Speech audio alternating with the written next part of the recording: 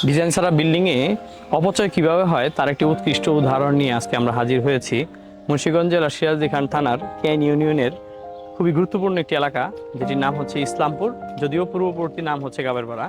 তো এখানে আমাদের এই ওয়ার্ডের যে মেম্বার আব্দুল হামিদ মেম্বার সাহেব, উনি একজন পপুলার বা জনপ্রিয় একজন লোক। তো ওনারই তার ভুলে এবং তার পরামর্শে, আমাদের যেহেতু ওনারা আর ডাকেনি, তো ওনাদের পরামর্শক্রমে, মিস্ত্রিদের পরামর্শক্রমে এই বিল্ডিংটিকে একটি মানে বলতে পারেন যে সেই ডিজাইনটাকে মুখ থুবড়ে ফেলা হয়েছিল। তো পরবর্তীতে মালিক বুঝতে পারে যে আসলে এই ডিজাইনটা এখানে যেভাবে করা হয়েছে সেভাবে ফাংশন করবে না বা ইউজেবল হবে না, ব্যবহার অযোগ্য হবে। তো উনি মারা যাওয়ার পরে, আল্লাহ তাকে যে বেহেশত নসিব করুক, ওনার ছেলেরা ডিজাইনটিকে পরিবর্তন করে নিয়েছেন, রেনোভেশন করে নিয়েছেন।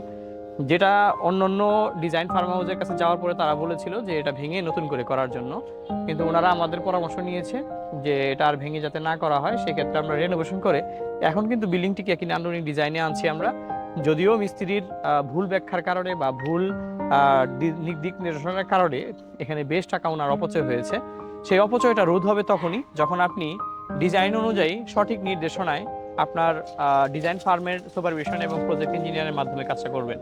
তা আমরা এখন যে ডিজাইনটা দেখতে পাচ্ছেন সেটা কিন্তু আমাদের নতুন ডিজাইন। রেনোভেশন করার পরে বিল্ডিংটা কেমন হচ্ছে সেটা আপনারা কমেন্ট বক্সে জানাবেন।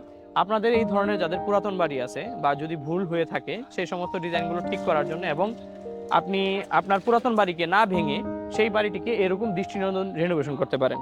তো সেই আশা এবং প্রত্যাশা ব্যক্ত করছি, এবং পরবর্তীতে এই রেনোভেশন কমপ্লিট হওয়ার পরে কিরকম হয় সেটা আপনাদের দেখার আমন্ত্রণ জানিয়ে আজকের মতো এখানেই বিদায় নিচ্ছি। আসসালামু আলাইকুম।